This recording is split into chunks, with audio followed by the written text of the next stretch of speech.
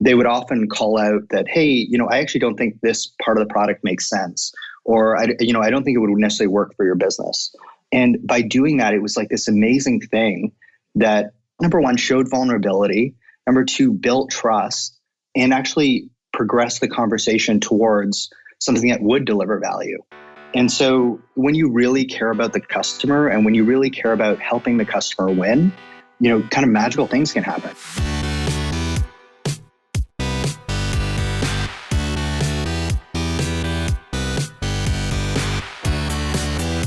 You're listening to The Successful Bookkeeper with your host, Michael Palmer. Listen each week as inspiring guests share their secrets of success to help you increase your confidence, work smarter, and build a business you love. This episode of The Successful Bookkeeper is brought to you by PureBookkeeping.com, the proven system to grow your bookkeeping business.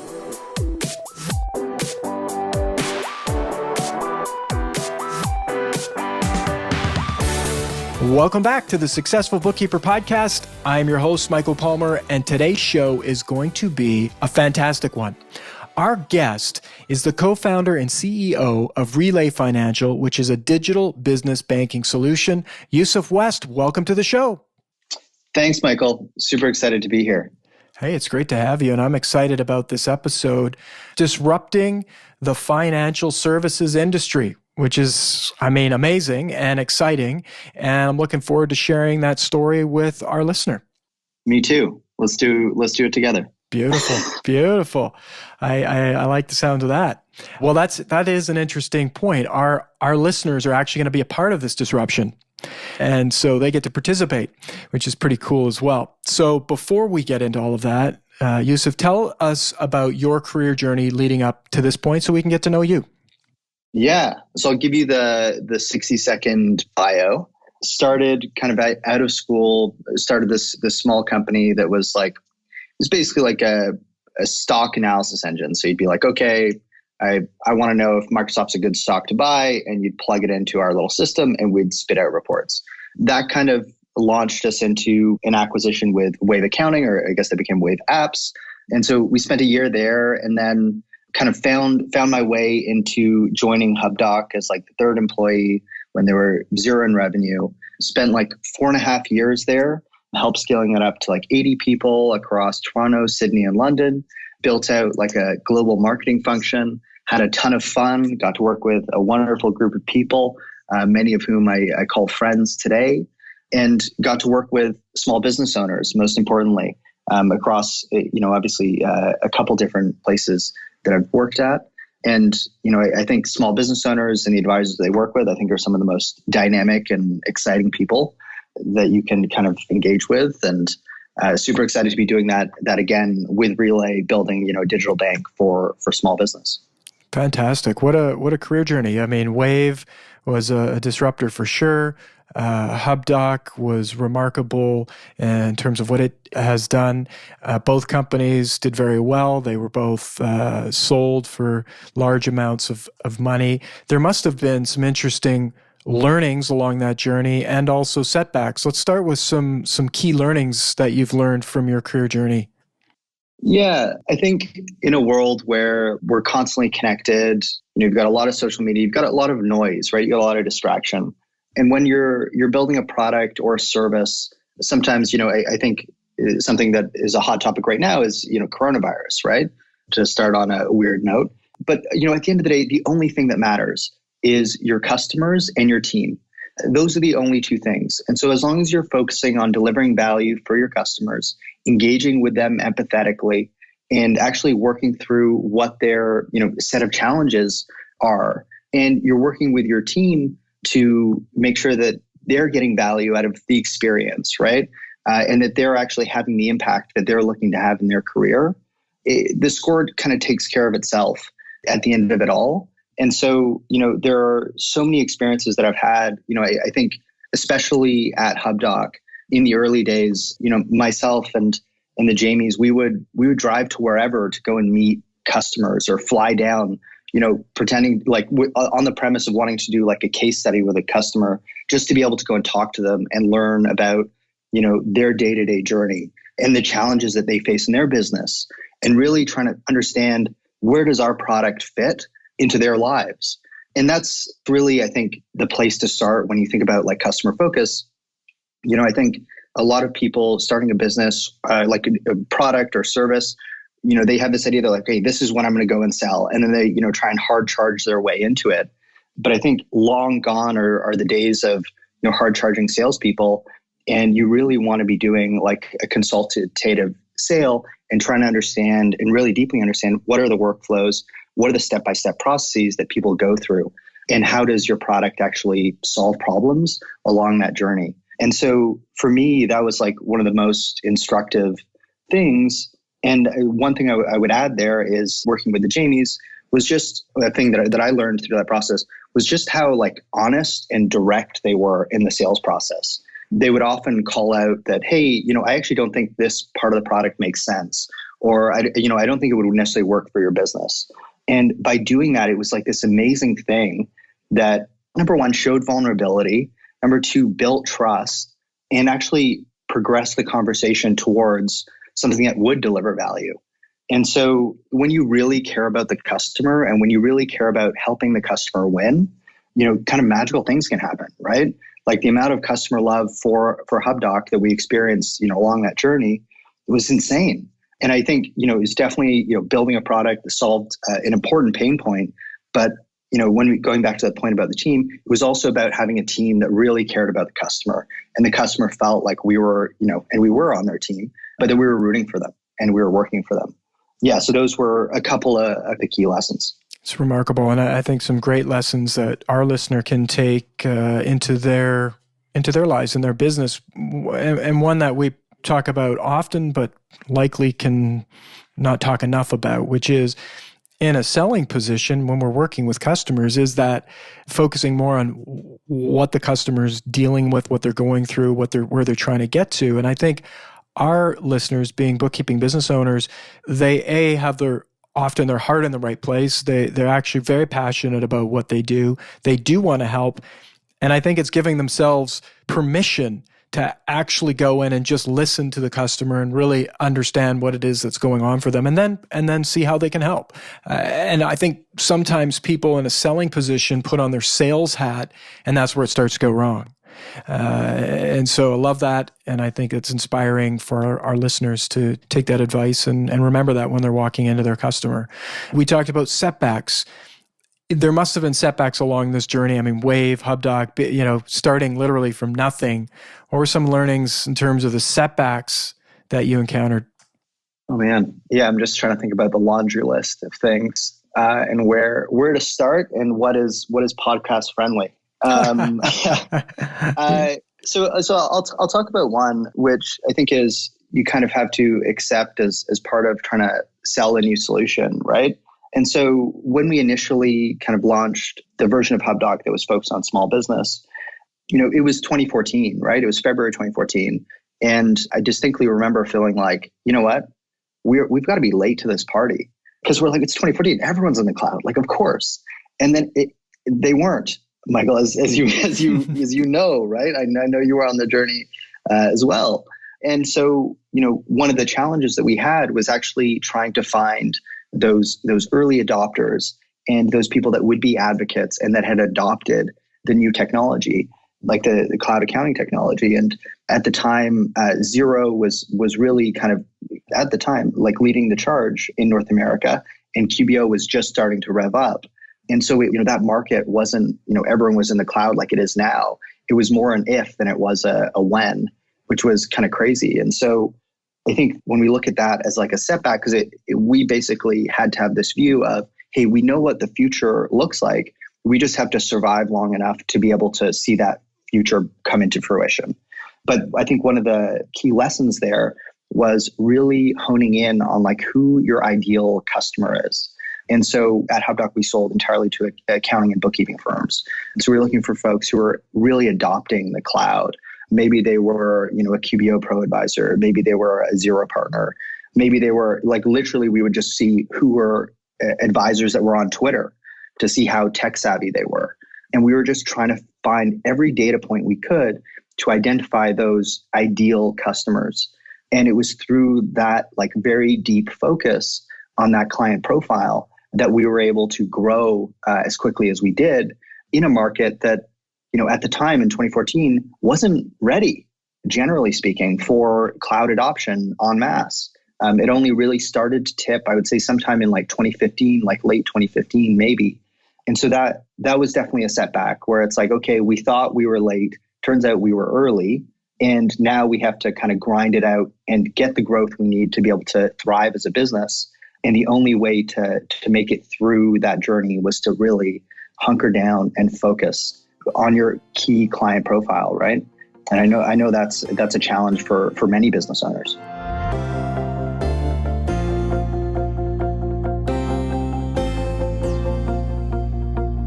It's a challenge for many, and it's, as you've demonstrated, time worth spending and investing in the business, because if you think about it, the amount of noise that you removed from your own business by just focusing on the right people, we don't think of it often in terms of time, right?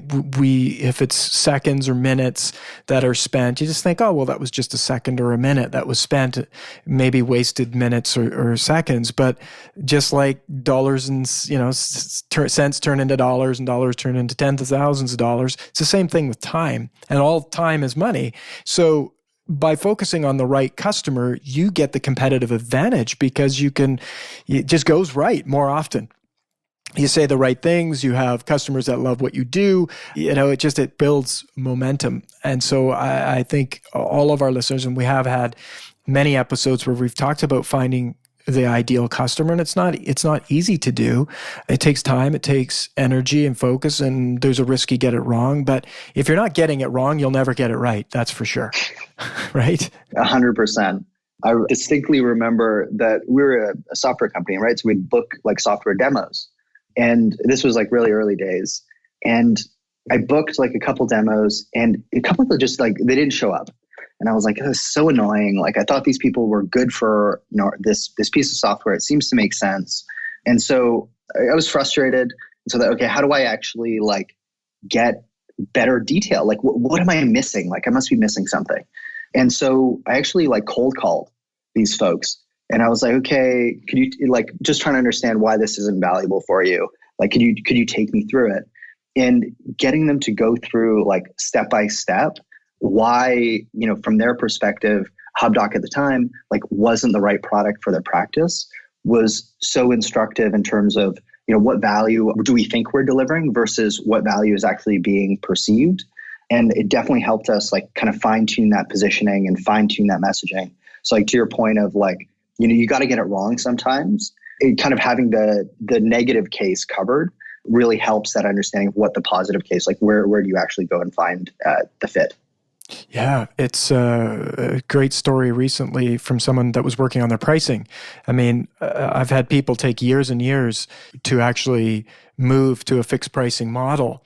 And this person literally watched a 1-hour video on it and just said, I'm just going to do this. And he implemented it, in a week, and literally had 2 customers sold in a fixed pricing situation within 2 weeks. So he'd moved to fixed pricing in 2 weeks. Now, he looks like he's got it right, but the learnings that he's going to get, where is he going to be in a year from now in terms of his own learnings around getting it even better, improving it? So the big message is, fail fast, really fail fast, which I guarantee Wave, Hubdoc, and now your company Relay, the spirit is fail fast, and because you get to success so much more quickly. And with that note, let's talk about Relay. You've moved on. Yeah. Tell us a little bit about this transition to Relay Financial. Yeah, like I'll give you the backstory. So after leaving Hubdoc, it was kind of time to like go out and try and steer the ship myself as a founder. And I've definitely started this business with my business partner who runs like our engineering. And I think the thing that we were doing a lot of thinking around was like, what are the insights that we have? Like, what are things that we've learned along our respective like career journeys? And when we looked at Hubdoc, as a product and in the category that it existed, there were a couple things that really stood out. So for those that might not be familiar with Hubdoc, We were a central repository for small business financial documents. And really at the core of our solution was the ability to fetch bank statements. So firms would pay us anywhere, like accounting and bookkeeping firms would pay us anywhere from a few $100s a month to $5,000, $10,000 a month to literally go in and log into their clients' bank accounts and click the download button on PDF statements. And through that experience and through that exposure, it became really clear for us that there were two big pain points. One was definitely like access to banking data. So that came in the form of like access to bank statements, as well as like bank feeds that work. Like the number one or close to the number one feature request on, the major accounting platforms isn't necessarily better cash flow reporting, right? It's actually like bank feeds that work. So, access to bank data, huge pain point, access to the statements and actually getting the transaction data into the accounting system. And then two was actually the quality of the data. So a lot of advisors spend a lot of time trying to make sense of the information that goes into the accounting system. And that's why you would use a Hubdoc. That's why you would use a receipt bank, is to get a lot of that supporting documentation and context so that when you're going through the books, it becomes a lot easier. And so when we thought about those two problems of access and quality, we thought like, okay, how does this actually get solved? Like you build middleware between Chase and the accounting system. Like what are the variations on that? And the conclusion we came to was that the only way to actually solve for those two pain points was to build from the ground up, build at like a foundational level. And so that's why we decided to build like a small business bank. And so, with that experience on, the advisory side with accountants and bookkeepers, we're kind of like reasonably confident that we could put something together that they would be excited about. And so we did a bunch of customer calls and just kind of validated that. And then kind of that summer after I left Hubdoc, I spent half my time consulting. And then we would actually spend the other half actually going door to door in different neighborhoods here in Toronto to go and talk to small business owners. It was like this wonderful experience. Sometimes like it just amazing conversations. Like you meet so many wonderful dynamic people that have been doing, building their business for so long or just, having fun. They're just enjoying life. And you get so many insights. And what really stood out was that people didn't view their bank as on their team along the journey, trying to help them. And their bank was definitely viewed as like a kind of like a growth limiter and something that made it harder for them to actually run their business.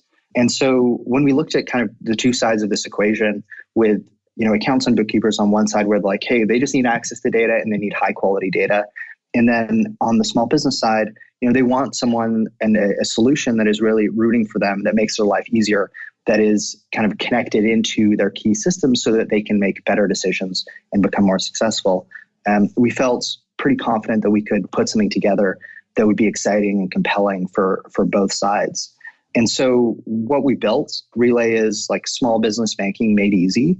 There's three things that people love about it. One is collaboration is dead simple. We have a user permission model. You can actually manage payables from inside your bank account. So you can actually import unpaid bills from like QBO or Xero and manage your payables from your bank, which I think is what most small business owners want to do. And then three is you can actually manage business expenses and spending by issuing like our MasterCard debit cards. So those are the three things: collaboration with user permissions, manage payables, and kind of manage business spending. And the way we do all of this is we partnered with a bank called Evolve Bank and Trust out of Tennessee. They've been around since like 1925. They have $500 million in assets. It's really through them that we're able to offer FDIC insured bank accounts. And they're like our financial backend, our financial infrastructure. They're great at managing risk and managing money. And what we're great at is delivering excellent software and great customer experiences. So yeah, that's kind of the journey so far.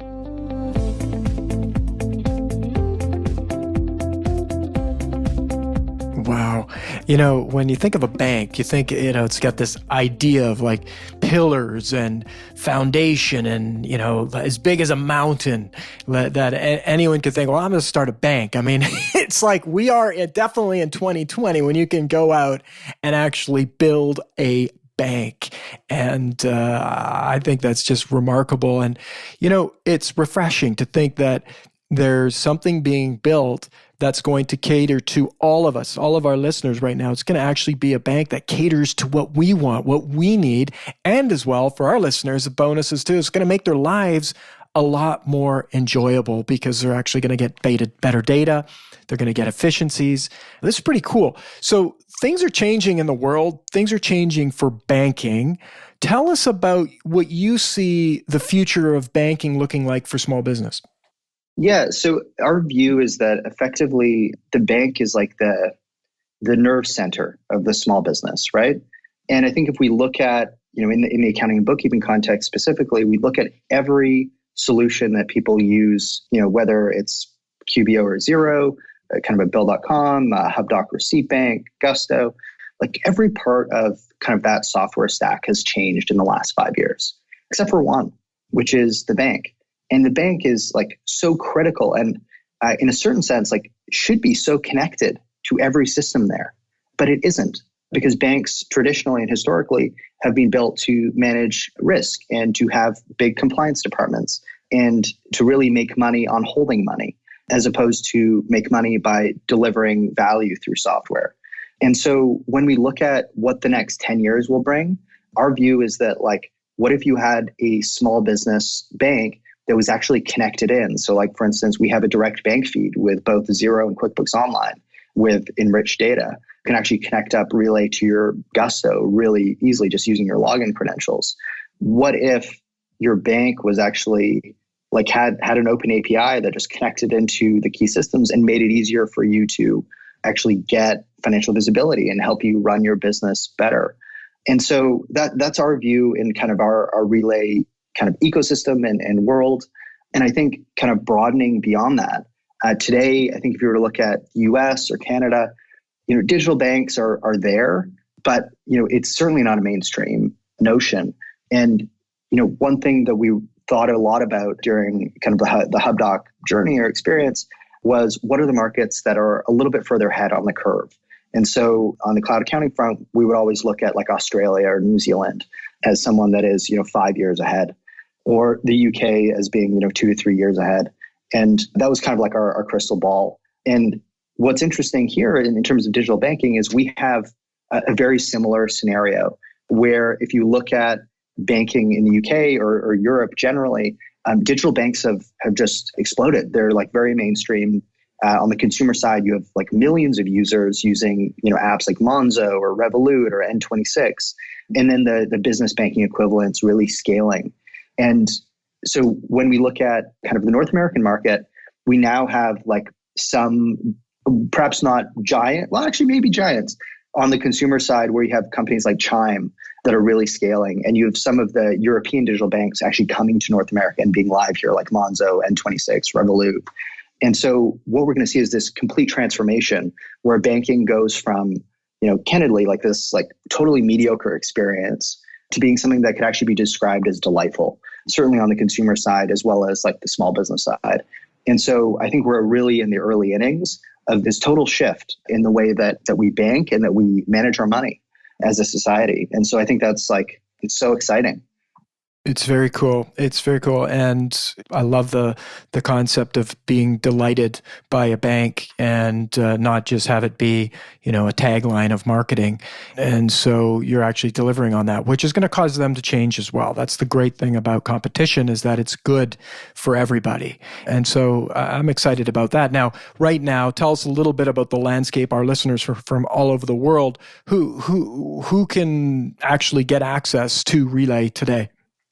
Absolutely. So where we're focused initially is the US market. So any small business owner, whether you are a sole proprietor, a general partnership, LLC, corporation, across any of the states in the US, you can sign up for a Relay account online. You can actually sign up online inside of 10 minutes and get a bank account, which is crazy. You don't have to visit a branch, just submit your key documents, and it's kind of magical. And then, so certainly business owners who are domestic, we do have a number of, say international e-commerce sellers who, they have a U.S. operating entity, they have a U.S. operating address, but one of the founders is, say, in France or New Zealand, right? And so for them, actually going and creating a bank account is quite challenging. And so they love that we actually support foreign founders who don't have an SSN from over 200 countries. And they can actually just go online and get a U.S. operating account, which is pretty cool. But primarily small business owners in the US is our core focus. Beautiful. And then other countries on the roadmap. So we are hoping, I know this is being recorded, so I'm very careful about my words. We are hoping that we'll be live in Canada later this year. Excellent. That's where we're aiming. That's exciting. That's exciting. So now, this is oh my goodness, switching a bank. That's crazy talk. That's crazy talk. Let's talk about that. Yeah. So, I mean, I think like when the conversation starts as like, hey, what if we switched your bank? There's so much like history that has kind of been baked into our society as it relates to our experiences with banks, that when you ask someone to switch, they're kind of like, oh, their guard goes up. Like, why would I switch? Right? Because they've had this like mediocre experience with their current bank, and they assume that the only thing that is out there is like another mediocre experience. And so, switching banks is work. It certainly is. And so for them to go from one mediocre experience to another, they just assume there's pain in the middle. And so why would they consider it? And so like we work with a lot of firms, and the thing we always advocate and recommend is switching is a 4-letter word. Like, never use it. We all do some version of switching for part of our transactions every day. I want to use like a bill.com, or I want to use a Pluto or a Routable, right? I'm switching how I'm doing my ACH, how I'm paying by a check. I'm making that change. I add a new credit card. I'm now like switching how I'm making those payments.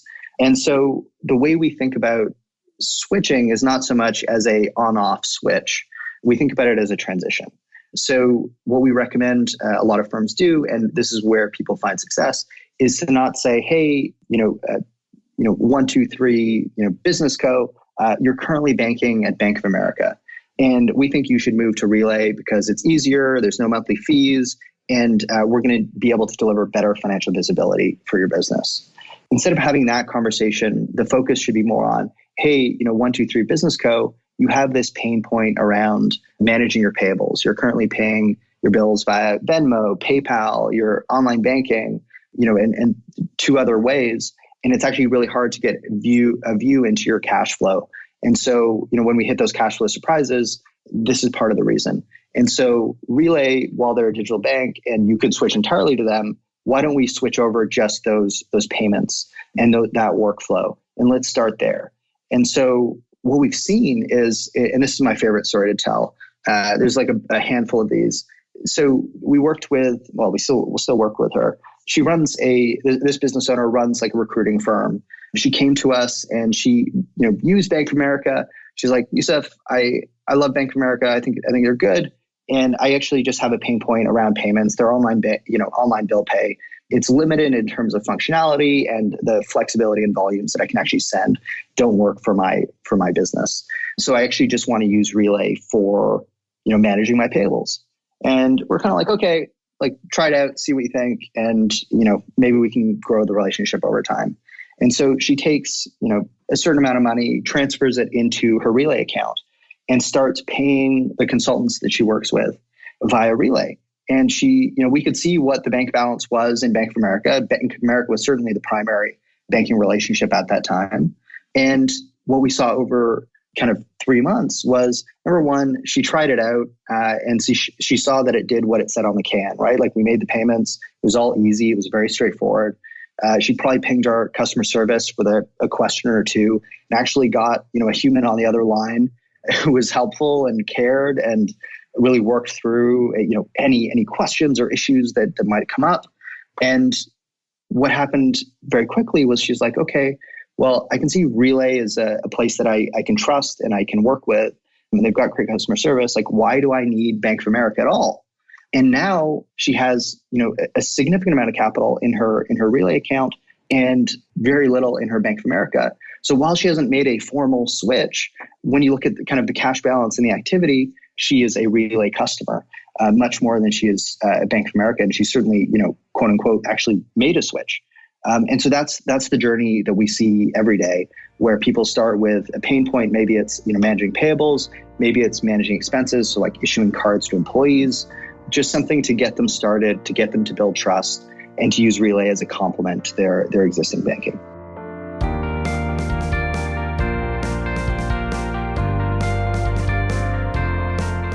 It's fantastic. Well, our listeners are small business owners, as well as their small businesses help other small businesses in a dramatic and important way. And so what better way to go and see the show yourself and be delighted, and then share that with your customers.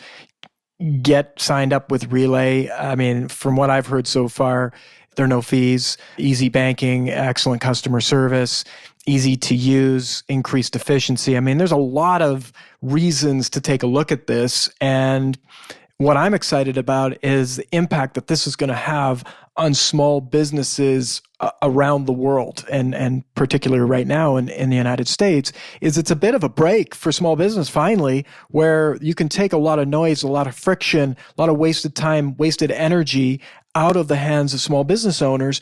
Where's that energy, friction going to go to? It's going to go to them spending more time doing the things they love or helping them grow their business. So this is one of those small things that can make massive impact in our communities. So I'm excited.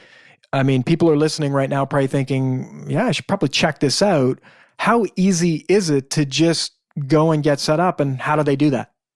Yeah. So go to relayfi.com, hit the sign up button or the get started button, and you can sign up for Relay just like you could sign up for any piece of software. And you can go through the application process. We have like an extensive knowledge base if you have any questions. And as you know, we've talked about, we have great customer support. So you can call us, email us, whatever's comfortable. And yeah, you just go online, relayfi.com, or search for us, Relay Financial, and our website will pop up. As they say in Australia, too easy. It's fantastic. Well, I think a lot of people are going to be doing that right after this episode, probably even doing it while they're listening. And I know a lot of our listeners are quick adopters of technology. So I'm going to expect that there's going to be people racing to see if they get the lower, customer numbers than everybody else, right? It's like, I was customer number 100 or 102 or whatever, wherever you're at. But that's pretty exciting for us to be bringing something so new, so fresh, so disrupting to our listeners. Pretty exciting. Any benefits that I've missed, Yoseph? So actually, it was something that I didn't mention. This is one of the reasons that firms love working with us. We actually have a partner portal similar to, QBOA or Zero HQ, where you can actually, through your own login, just go and manage your clients' Relay bank accounts, which is pretty cool. And you can even invite staff and control their level of access. So gone are the days of, sharing bank logins or having to deal with 2FA codes or, RSA keys or kind of any of that headache, and doing that dance with clients. So that was the one thing I was thinking about. That's a remarkable amount of friction that is caused. The fact that people, the people that need to see this information in a safe and transparent way. I know with the bank that I use, that's not possible. And so this is a huge benefit. And all of these things, as we said earlier today, is in this conversation, is minutes and seconds, they all add up. And so those are some big minutes, some friction that happens between customers around, well, I can't get in. And you know what the crazy thing is that many customers, I'm sure, blame the bookkeeper. It's like, right? It's like, but it's not me. It's this, it's this sleeping, bank that's not helping us out here. But yet, the messenger is getting shot here. And so thankfully Relay is changing that conversation. It's only going to make bookkeepers look a heck of a lot more good at what they do. Absolutely. The quote we hear as more and more firms bundle in free banking as part of their services is Relay makes me look like a superstar, right? What service provider is able to offer free banking to their clients? Talk about a way to differentiate yourself in the market and to be able to offer a full service. It's pretty cool. It's pretty cool. It's remarkable. And I'm going to be the first in Canada. So hopefully we'll try. But who gets to you first, we'll see. But I'm really excited. I can't wait to hear the story. You've been involved in some companies that have done some great things for the industry. And this is just yet another. And I hope to hear back from our listeners when you have gone and checked out Relay. let us know. We'd love to hear about it and hear your story and how you're making a difference for your customers using the great technology that's becoming available in the marketplace today. Yoseph, this has been absolutely excellent, a lot of fun. I can't wait to have you back and see where you are in the fall, perhaps, and see where your journey has led you. On behalf of our listeners, thank you for generously coming on the show and sharing your experience and what you're up to. Absolutely. Thank you so much for having me. It was great to chat and looking forward to continuing the conversation. Beautiful. And with that, we wrap another episode of the Successful Bookkeeper Podcast. To learn more about today's wonderful guest and to get access to all sorts of valuable free business building resources, you can go to thesuccessfulbookkeeper.com. Until next time, goodbye.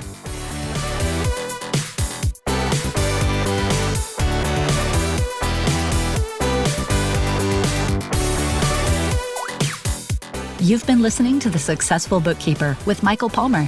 For more information and to download the resources mentioned in this episode, please visit us at thesuccessfulbookkeeper.com. Thank you for listening.